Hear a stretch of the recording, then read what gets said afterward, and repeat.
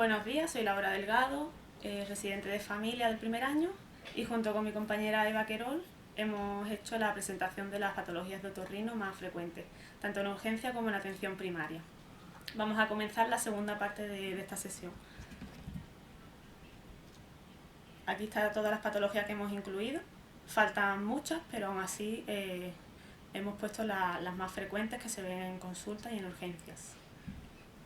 Como introducción os dejo un esquema de la anatomía básica de todo el aparato otorrinolaringológico y lo importante como médicos de atención primaria es siempre descartar patología grave, subsidiaria de atención en el servicio de urgencias, así como detectar patología que no tenga resolución a no ser que se derive a consulta externa de este servicio.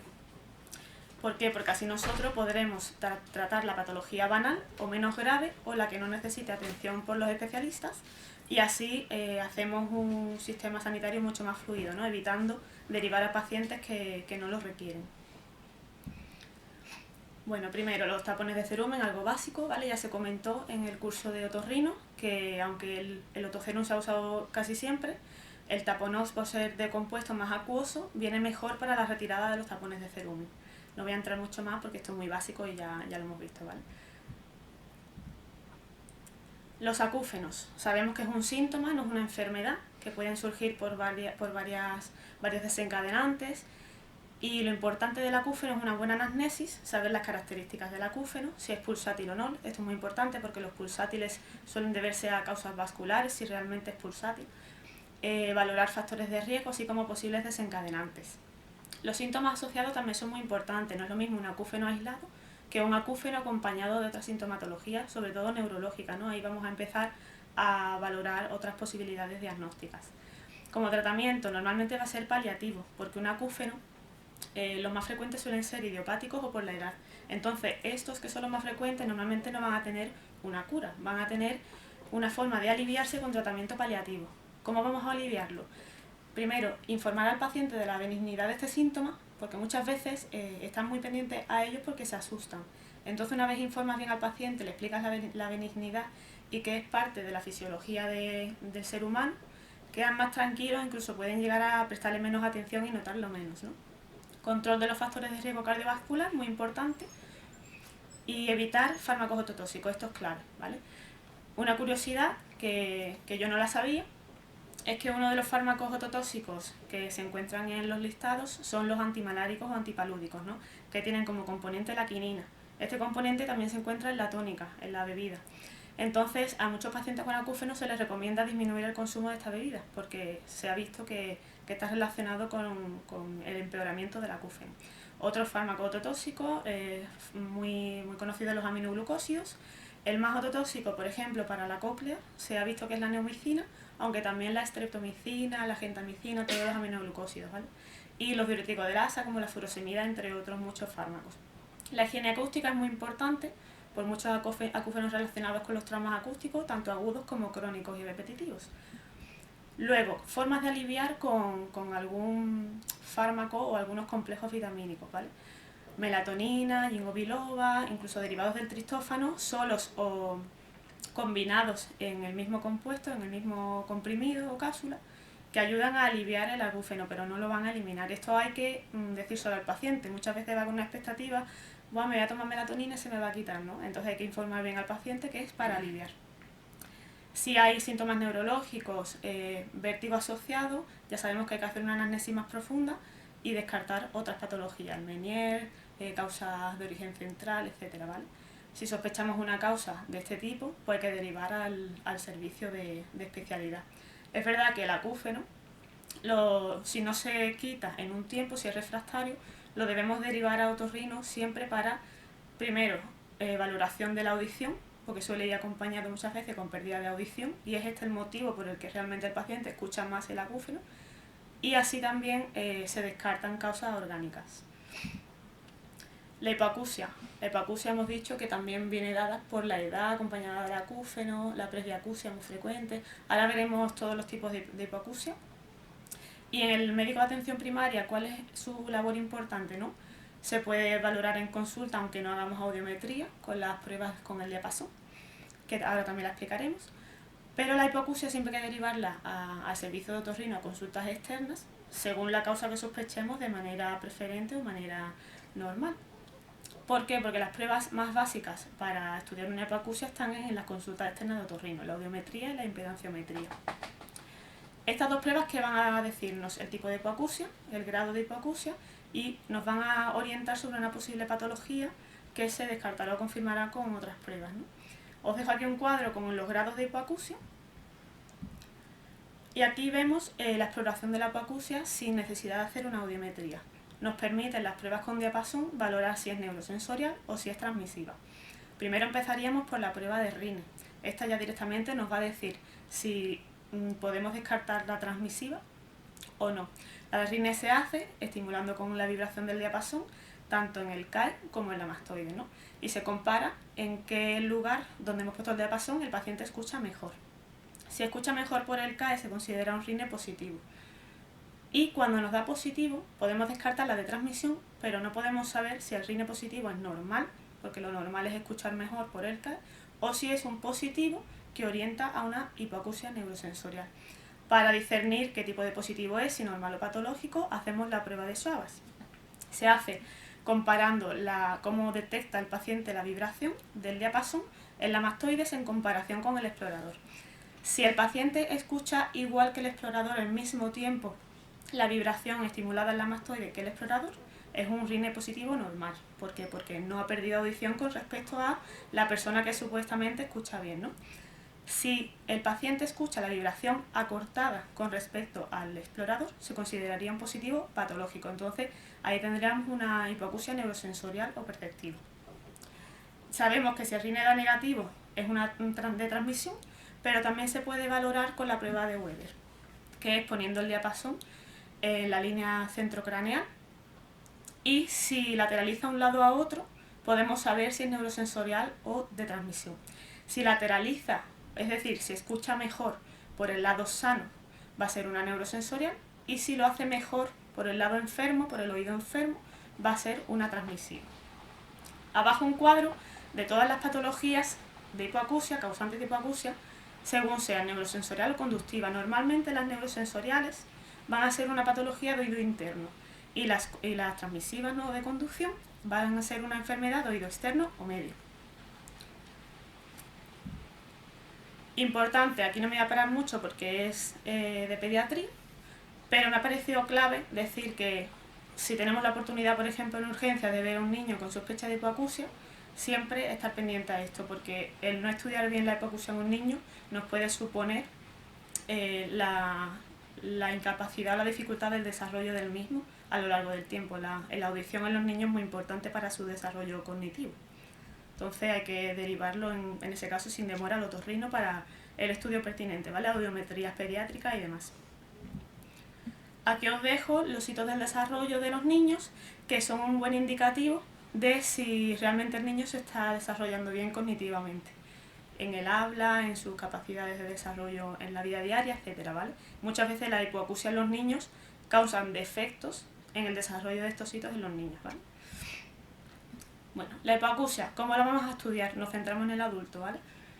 La hipoacusia la vamos a estudiar primeramente con la audiometría, prueba básica para estudiar el tipo de hipoacusia y el grado de hipoacusia.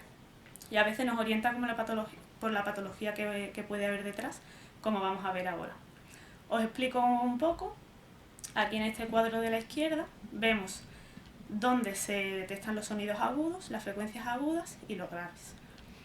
Una audiometría normal, supongamos que esto es las vías óseas y aéreas, ¿vale?, tienen que estar en este rango, ¿vale?, entre 0 y 20. Este es el rango normal de audición.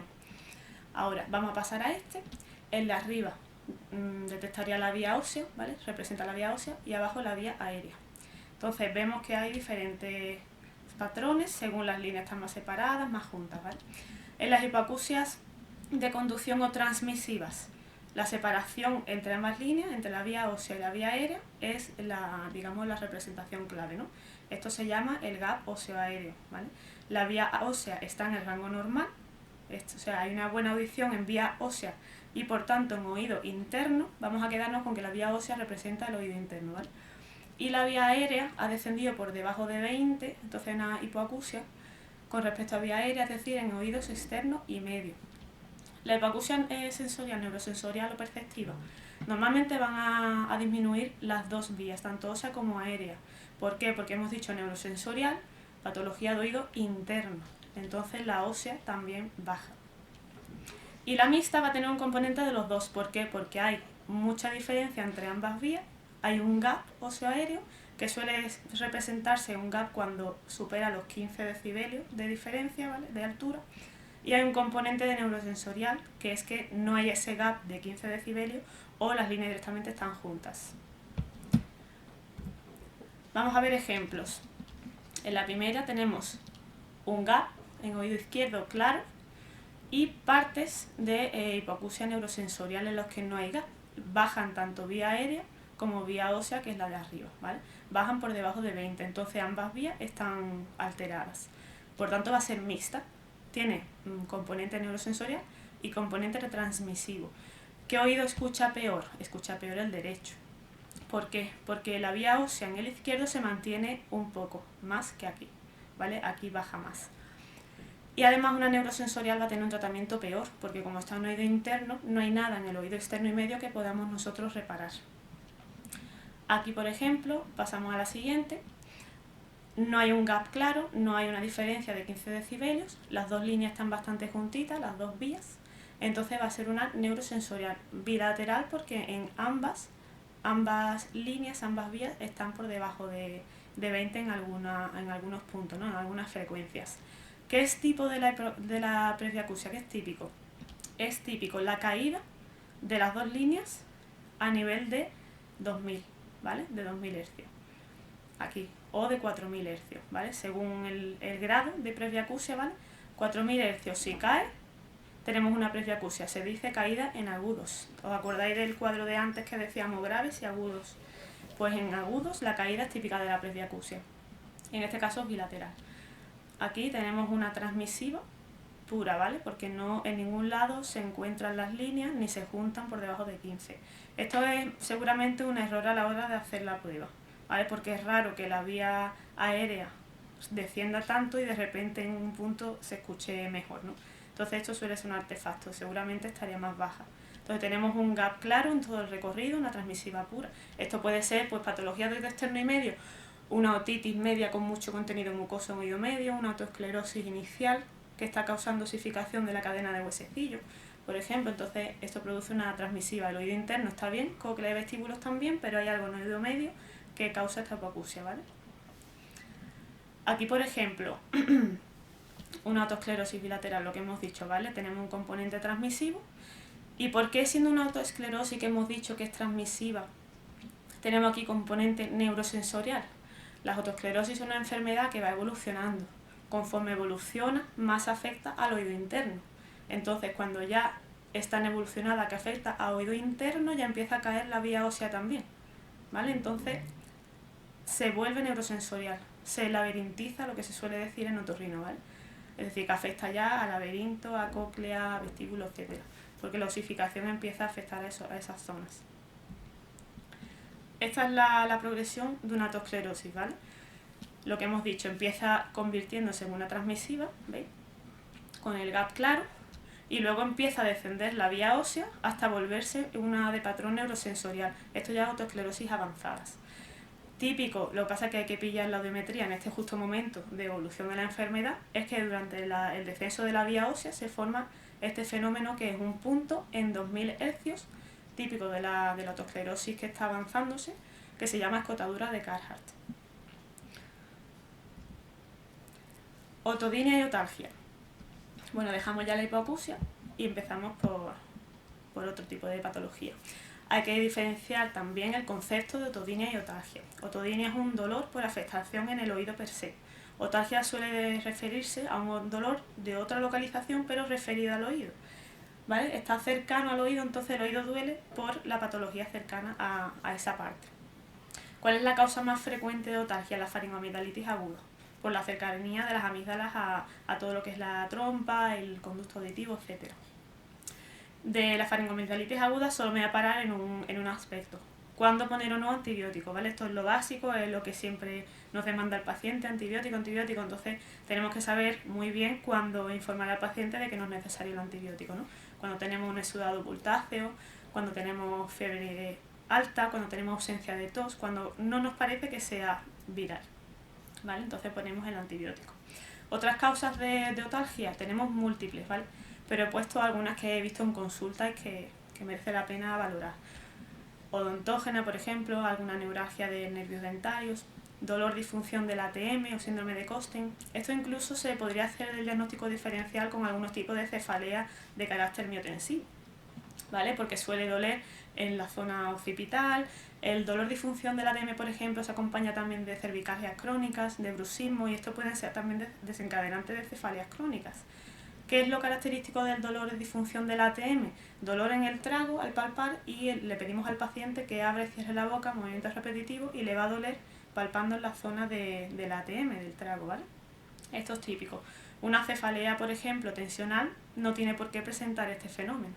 También hay que hacer el diagnóstico diferencial de esta patología con la osteomiopatía de vecindad, que suelen ser cervicalgias crónicas que causan dolor muscular y tendinoso en el tendón del esternocleidomastoideo y que causan dolor referido al oído por la cercanía del músculo, pero realmente no hay ni nada en el oído ni nada en la ATM, ¿vale?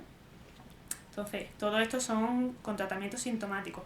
Es verdad que si el dolor disfunción del ATM se acompaña de un bruxismo como posible desencadenante, debemos derivar a otorrino o al maxilofacial, ¿vale? Porque seguramente le paute alguna férula de descarga. Bueno, importante dar importancia en cuanto a las otalgias cuando nos encontremos una otalgia unilateral con un síntoma asociado de alarma, que suelen ser disfagia o disfonías. ¿Por qué? Porque sugiere que hay algo que está causando este síntoma, que además está causando otalgia referida en solo un lado, sin haber ninguna enfermedad del oído. Esto nos hace sospechar que tenemos que descartar, sobre todo si el paciente tiene factores de riesgo, tabaquismo y consumo de alcohol, en una enfermedad tumoral de orofaringe, de hipofaringe o incluso laringe, ¿no? Según el síntoma. Si es disfonía va a ser más tirando a laringe, si es disfagia va a ser más en faringe. Entonces esto debemos derivar preferentemente a otorrino para que haga la fibro y valore si hay alguna masa tumoral o no. Eso es muy importante. Otitis. Otitis tenemos agudas, ¿vale? Vamos a hablar de las agudas, externas y medias. No voy a entrar mucho en los síntomas porque los conocemos muy bien.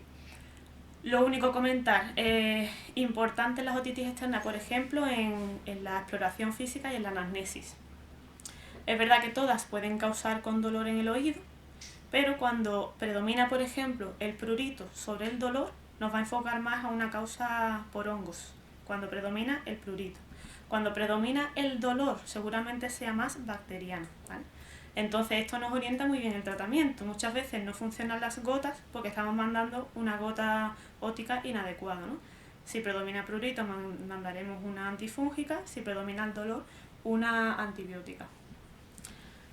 Tenemos muchos tipos de otitis externa, según sea difusa, localizada, etcétera, ¿vale? Si sea por hongos.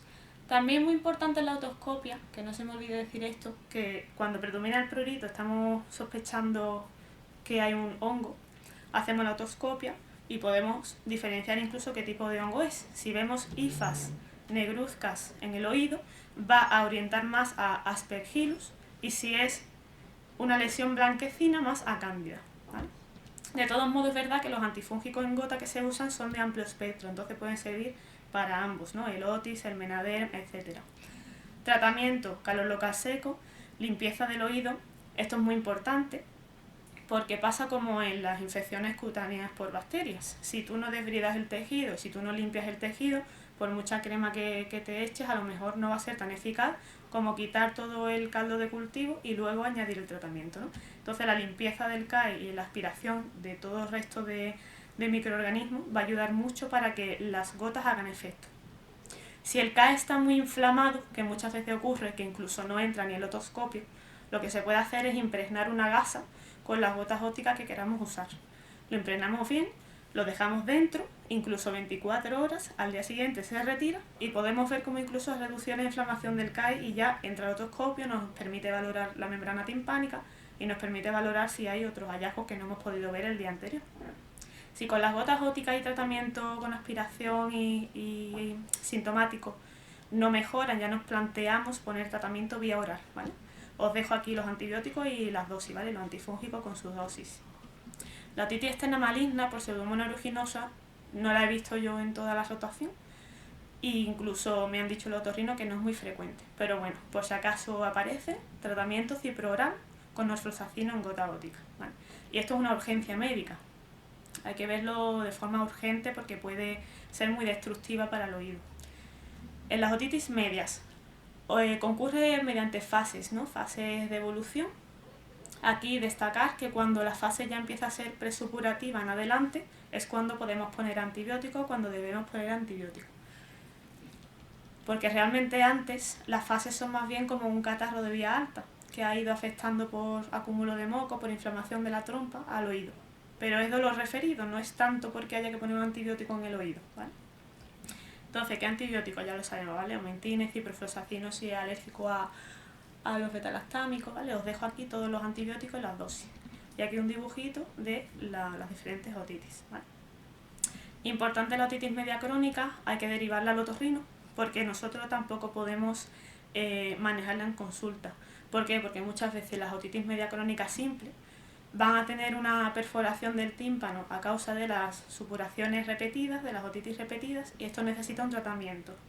Si no se ha formado la perforación de forma espontánea y hay acúmulo de moco crónico en el oído medio y no drena porque no se ha formado esa perforación, muchas veces lo que hacen los otorrinos es poner el drenaje transtimpánico, entonces eso tampoco lo podemos hacer nosotros, tenemos que derivar.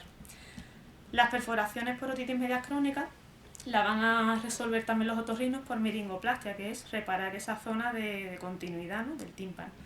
Cuando la otitis media es de tipo colesteatomatosa, que ya es destructiva del oído medio, de la cadena de huesecillo, etc., se hace timpanoplastia, que es diferente a la miringoplastia. La timpanoplastia no solo incluye la reparación de la perforación, sino que además incluye la reparación de toda la cadena de huesecillo, incluso poniendo una prótesis de estribo para permitir que el sonido se transmita bien por el oído medio. Importante en los dos tipos de otitis, que no entre agua, cuidado con los bastoncillos y cuidado con los tapones del oído, que hay gente que abusa y al final es peor el remedio que la enfermedad. El timpanograma es la prueba básica para, por ejemplo, valorar si hay contenido mucoso intenso en una otitis que produzca hipoacusia o que nosotros no podemos ver mediante otoscopio, porque está a lo mejor muy profundo al oído medio. ¿Cómo vamos a valorar ese contenido mucoso? Normalmente nos vamos a encontrar un timpanograma plano. Esto suele corresponder a contenido en el oído medio y la mayoría de veces es por moco. Un timpanograma normal suele tener forma de pagoda como este y más o menos orientado en la línea vertical. ¿Veis? Estos dos, por ejemplo, son normales, ¿vale? En forma de pagoda y orientados en la línea vertical. Aquí tengo todos los tipos de timpanograma que podemos presentar, que podemos ver, mejor dicho, y según la patología que encontremos, ¿vale? Importante lo que os he dicho, cuando hay contenido seroso, cuando hay contenido de moco, ¿vale? Con secreciones abundantes. Fijaros que, por ejemplo, el 4 es plano, ¿veis? Porque hay contenido dentro. Otras patologías otológicas, pues hay muchísimas, ¿no? Lo que os he dicho, la presentación es muy larga. Pero bueno, lo más importante, primera parte, valorar el diagnóstico diferencial entre erisipela del pabellón, entre un hematoma y pericondritis, porque el tratamiento es distinto. En los tres, verdad que hay que poner antibiótico precoz, pero tienen sus matices, ¿no? La erisipela, por ejemplo, el tratamiento es aumentina, con Bastrován en una cantidad generosa. El hematoma, por ejemplo, podemos poner cipro para evitar la sobreinfección, pero no porque sea una infección. Además, el hematoma se debe drenar por la zona más declive del pabellón. Y la pericondritis, también hay que poner antibiótico, pero esta no hay que drenarla. Diferencia, por ejemplo, entre erisipela y pericondritis. Como la pericondritis afecta al cartílago, el pabellón del oído siempre va a estar libre de enfermedad y la erisipela puede afectar al lóbulo del pabellón, ¿vale? Pericondritis respeta al óvulo, erisipela afecta al óvulo, ¿vale? Otorragia, no sé que sea por un traumatismo craneoencefálico, lo más frecuente que sea por las oraciones del CAES, ¿vale? Cicatrices hipertróficas por el piercing, por ejemplo, he visto un montón, la verdad, durante este año. Normalmente el tratamiento, si no se resuelve de forma espontánea, es la cirugía. ¿vale? Y también hay que diferenciarlo con el queloide. El queloide realmente no tiene por qué aparecer sobre una herida previa, una cicatriz previa. La cicatriz hipertrófica sí suele aparecer por una herida previa, ¿vale? Además aparece de forma más inmediata que el queloide. Pero es verdad que en algunas bibliografías los autores no diferencian, en el caso de los piercing, entre cicatriz hipertrófica y queloide, lo dicen indistintamente, ¿vale? Tumores malignos de nariz o de pabellón auricular, que también corresponde a otorrino, o incluso a derma. Ya sabemos, los más frecuentes, el vasocelular y el espinocelular. Os dejo aquí las diferencias y las fotos correspondientes. El vasocelular es verdad que tiene muchos tipos, pero el más tipo es el nodular perlado, con telangiectasias. Y el espinocelular, el más frecuente, en una zona como si fuera una herida que no cura, ¿no? Y que puede llegar incluso a sangrar de forma espontánea. Esto se deriva porque el único tratamiento válido es la cirugía, ¿no? La exéresis de ese trozo de piel.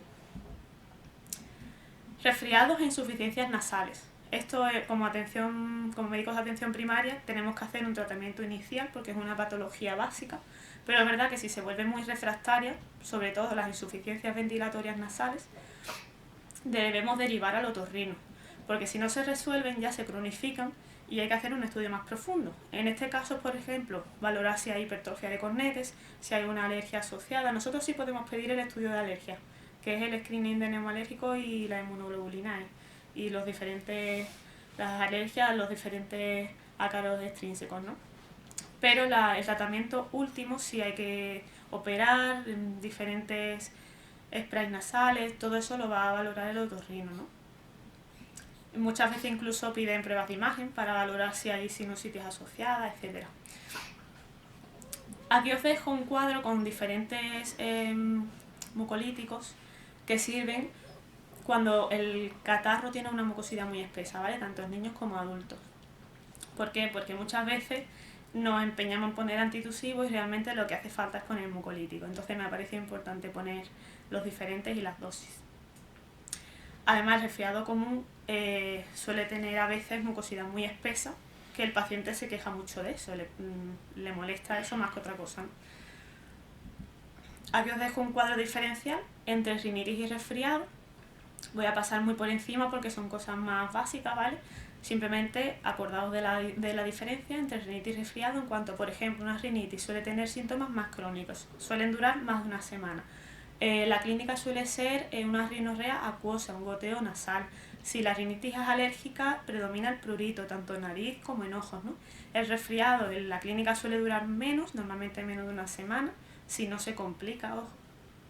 La mucosidad suele ser más espesa, más mucosa, se puede incluso sobreinfectar con bacterias, no predomina realmente el prurito, puede haber estornudo, ¿vale? Y el tratamiento puede ser sintomático igual, pero si aquí, por ejemplo, hay una sobreinfección, pondremos antibióticos.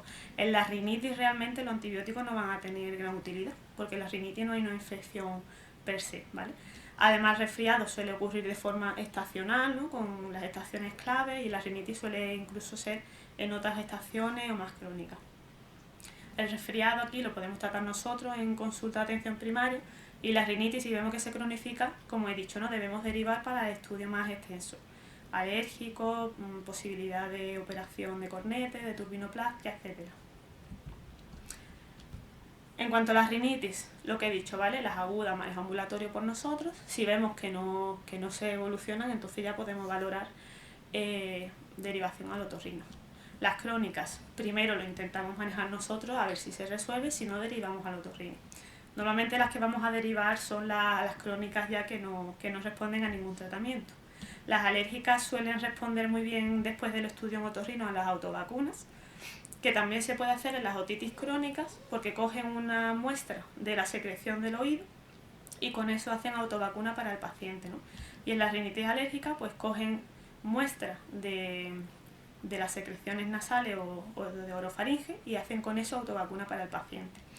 En las no alérgicas crónicas, por ejemplo las vasomotoras, que no responden a tratamientos como las alérgicas, ¿no? Que no responden a los sprays descongestivos, pues al final a largo plazo suelen requerir operación, porque además son muy refractarias al tratamiento.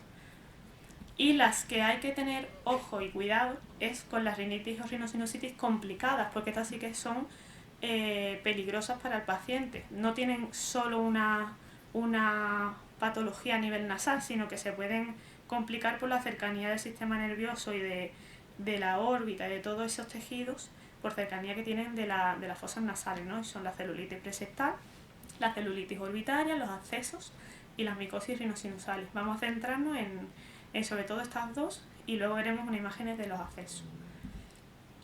Aquí os dejo un cuadro diferencial entre rinitis y sinusitis, ¿vale? Y los tratamientos resumidos.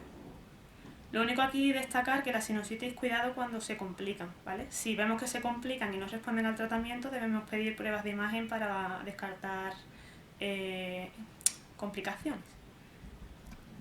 Os dejo aquí también para la rinosinusitis las dosis de antibióticos y cuáles serían los de elección. ¿Qué antibiótico se elige en la rinosinusitis? Pues depende de la localización de la sinusitis, del antibiótico que se ha usado en el último mes, porque muchas veces estos pacientes vienen ya medicados, ¿no? El típico Aumentine que se han tomado ellos en casa por cuenta propia, ¿no? Y si hay comorbilidades, ¿no? Si la persona es mayor o es joven, si hay inmunodepresión o no. Entonces aquí los dejo, ¿vale? Las graves, ya sabemos, suelen requerir ingreso y tratamiento intravenoso. Para el estudio de sinusitis la radiografía también sirve, ¿no? Tenemos proyecciones clave para el estudio de los senos paranasales. Tenemos la proyección de Waters, la proyección de Cadwell y la de Hirth. También aquí no está, pero la proyección lateral de cráneo, junto con la de Waters y la de Cadwell, son las tres básicas para el estudio de los senos. ¿Cuál es la ventaja, por ejemplo, de la proyección de Cadwell? Que permite ver los senos etmoidales, cosa que la de Waters no puede, entonces por eso las dos se complementan tan bien. La proyección de Hirth, más bien, como veis, valora muy bien el macizo craneal y facial, entonces esta sirve muy bien para la ATM, más que para los senos, para la ATM. Lo que hemos dicho, ¿vale? Complicaciones de la rinosinusitis o sinusitis complicadas son la celulitis preseptal o periorbitaria y la celulitis orbitaria y ya abscesos si los hay. ¿Cuál es la diferencia entre una y otra? Normalmente la celulitis preseptal va a tener una mínima afectación cutánea que va a predominar sobre todo el edema y el eritema. Pero realmente ni el globo ocular, ni la órbita, ni tejidos más profundos están afectados porque lo que es la afectación no llega a atravesar el tabique de la órbita. Ni tampoco hay afectación de la agudeza visual, ni del campo visual, ni hay focalidades neurológicas de ningún tipo. Esta se podría tratar de forma ambulatoria, pero muy supervisada. Si no queremos ingresar al paciente o si el otorrino no ingresa al paciente, de forma muy supervisada, ¿no?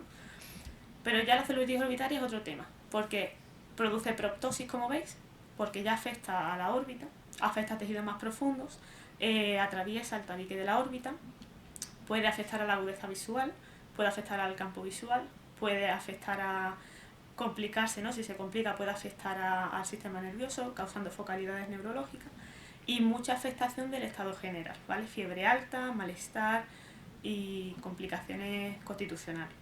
Este debería ingresarse sí o sí, ¿vale? Porque además requiere tratamiento intravenoso. Aquí os dejo, ¿vale? Las diferencias clave entre una y otra, lo que hemos dicho, ¿vale? Los signos cutáneos son mucho más intensos, aunque en los tres está presente, pero todos los demás no suelen estar presentes en las presectales. Afectación de la motilidad ocular, eso se me olvidó decirlo antes, ¿no? Afecta también a los músculos oculares externos, entonces hay una oftalmoplejía, proptosis, que está en la orbitaria, elevación de la PCR, por consecuencia de afectación de todo el estado general, la inflamación más grande, leucocitosis, fiebre, disminución de la agudeza visual, incluso del campo visual por afectación de la motilidad de los músculos oculares externos. Si se complica y además se forman abscesos, por lo que vimos en la foto, ¿no? En la imagen, hay un absceso aquí detrás del globo ocular, en la órbita, incluso hay una afectación del seno que corresponde a ese lado, ¿no? Aquí lo mismo, vemos la proptosis del ojo, aquí también está cerrado el párpado por gran edema del párpado, entonces el ojo está tapado, ¿no? Pero es verdad que hay una proptosis, además ha especificado toda esta zona por detrás del ojo y ocupación de los senos de ese lado, eso es típico de los abscesos, ¿vale? Del absceso, consecuencias de las celulitis orbitarias y demás. Patologías bucales. Esto es un poco tontería, pero es verdad que los otorrinos me han dicho que muchas veces se confunden los flemones con las parotiditis. Como forma clave, el flemón suele tener trismus, ¿vale? Y además el flemón suele ser más de localización o maxilar superior o mandibular. Y la parotiditis suele ser más bien en la región de la parótida, ¿no? Infraauricular o preauricular. Es verdad que a veces es difícil diferenciarlos, pero debemos intentarlo porque el tratamiento es diferente. En cuanto a las parotiditis, hay algunas bibliografías que sí que mandan antibióticos y otras que no. Por eso he puesto más o menos antibióticos según los autores, ¿no? Si es recurrente, como la parotiditis recurrente juvenil, se deriva a otorrino, pero normalmente el tratamiento de las dos es ambulatorio. Parálisis facial. Lo más importante es diferenciar si es periférica o central. Según respete o no, ya sabemos la zona de la frente, ¿vale? Si arruga frente o no, si consigue cerrar el ojo o no. En la periférica normalmente va a tener también el fenómeno de Bell, que intenta cerrar el ojo, no puede y encima se le sube el globo ocular y como que mira hacia arriba, ¿no? El típico fenómeno de Bell. Y voy a dar más énfasis en el tratamiento de la periférica, que es lo más frecuente que sea idiopática, ¿vale? La parálisis de Bell.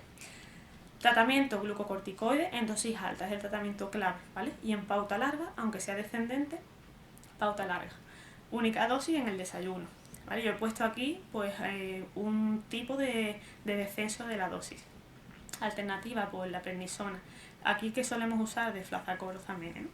El antiviral aciclovir, porque se ha supuesto que hay virus del herpes por debajo de la etiología, ¿vale?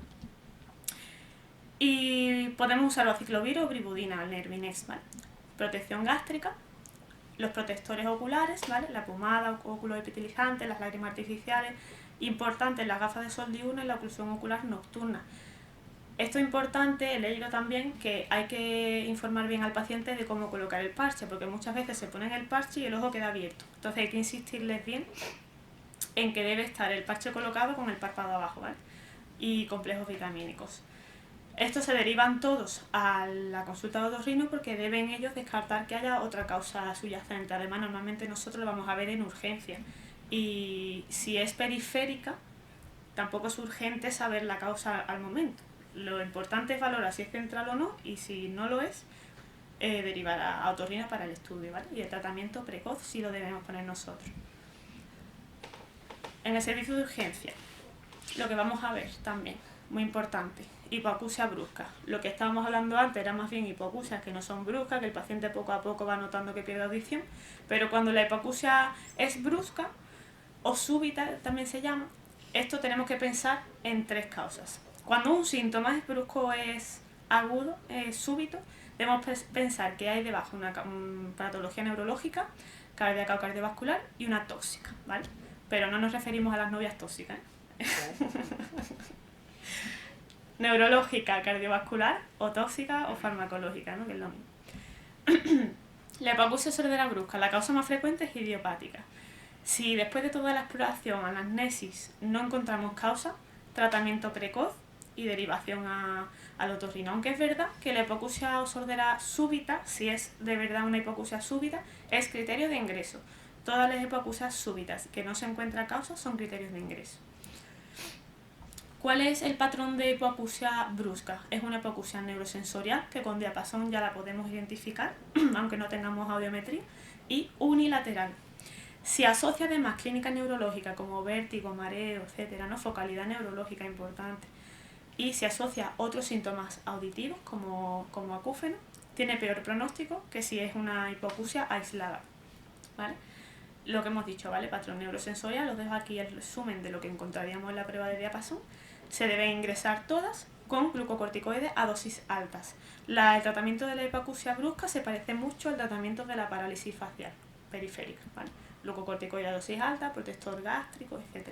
Los otorrinos también les gusta poner hidroxil a las hipoacusias súbitas, ¿no? Pero evidentemente protectores oculares no vayáis a poner porque no pega. Las epistasis.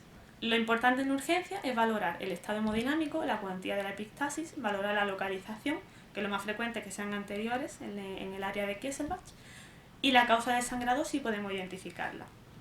Aquí dar énfasis en, normalmente vamos a pedir hemograma si la cuantía del sangrado compromete al paciente, pero si es un sangrado discreto, sí que hace falta pedirlo, ¿vale?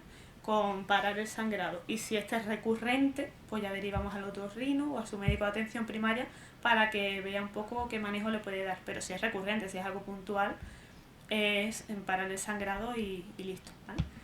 La coagulación se puede pedir si toma anticoagulante el paciente, pues personas mayores, ¿no?, que toman Sintrom y sospechamos que se han podido pasar de la dosis, o del INR, o si se sospecha una coagulopatía o es una coagulopatía conocida, ¿no?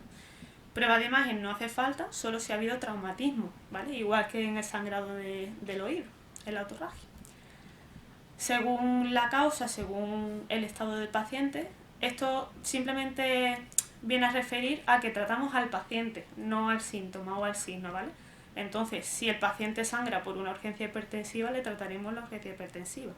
Si viene con un estado hemodinámico muy comprometido, incluso con una hemoglobina baja, valoraremos otro tratamiento, ¿no?, la transfusión. Y así con todo, ¿no? Valoramos siempre al paciente. Aquí os dejo muchas causas de posibles epistaxis, ¿no? Lo más frecuente, laceraciones en la fosa nasal. Aquí os dejo los tipos de cese del sangrado que podemos hacer. Para sangrados leves la compresión, para sangrados y anteriores, ¿vale? Para sangrados anteriores un poco más difusos los taponamientos, para sangrados anteriores refractarios al anterior y que podemos localizar bien el vaso sangrante, podemos cauterizar con barritas de nitrato de plata, y los tapones posteriores son para sangrados de posterior, ¿vale?, o de cabo. Esto es un vídeo, os dejo la imagen, no lo voy a poner porque es un poco largo, pero explica muy bien todos los tipos y cómo se hacen de taponamiento, ¿vale? Aquí os dejo el resumen del tratamiento de la urgencia hipertensiva. Acordaos que no es lo mismo urgencia hipertensiva que emergencia hipertensiva. Normalmente el tratamiento intravenoso lo vamos a usar para la emergencia, y para la urgencia, pues vía oral. Y control de tensiones cada media hora. Patología de bucofaringe, ya hemos hablado de la faringoamigdalitis aguda. La hipertrofia de papilas gustativas, lo más frecuente es que sea un hallazgo benigno, casual. Al explorar la orofaringe lo vemos, el paciente se asusta, pero tenemos que informar de que es algo benigno. Puede tenerlo el paciente de toda la vida, se ha dado cuenta ahí, o puede ser un poco respuesta a, por ejemplo, catarros de vía aérea alta, ¿no? Aftas bucales, las hay pequeñas, las hay grandes, hay estomatitis aftosas donde hay múltiples aftas bucales. Normalmente es algo benigno también, que se suele resolver en poco tiempo, pero si no se resuelve podemos probar o geles bucales o enjuagues, ¿no?, que tengan propiedades antisépticas. Aquí lo importante, los accesos periamigdalino y retrofaringeo, que requieren ingreso, las anginas de Vincent y Ludwig, que requieren ingreso, y los tumores vocales, leucoplasia y líquen, que requieren estudio dirigido, ¿vale? Toda lesión blanca de la cavidad oral requiere biopsia, porque si en caso de que fuera una leucoplasia, una lesión premaligna, entonces hay que tratarlo como tal. Diferencias aquí entre líquen y leucoplasia, ¿vale? El líquen suele ser estrías blanquecinas entrecruzadas en forma de reticulado, que se suelen llamar estrías de Wickham. La leucoplasia es más bien una placa blanca que no tiene forma de red. Además, al raspado no se suele desprender. Asociación, el líquen plano ya sabéis que suele tener enfermedad cutánea. Y la leucoplasia se asocia con factores de riesgo como el tabaco y el alcohol. A veces también infecciones crónicas por Candida albicans también se asocian a leucoplasia. Localización típica del líquen, la mucosa yugal. La leucoplasia puede aparecer en muchas zonas de la boca. Tienen mal pronóstico las que aparecen en el lateral de la lengua y las que aparecen en el suelo de la boca. Además, las del suelo de la boca, se asocian más al tabaquismo. ¿Cuáles son malignas? Las leucoplasias son todas premalignas, y el líquen suele ser más maligno, más con riesgo de evolución a displasia, los de tipo erosivo.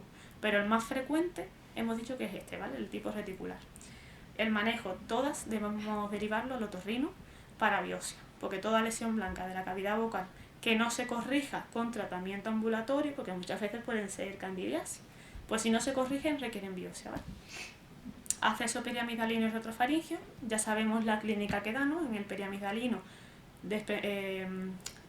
desplazamiento de la úvula al lado sano, una amigdalitis o una amígdala muy pultácea, con mucho carácter inflamatorio que no se ha resolvido previamente con tratamiento, etcétera, ¿no?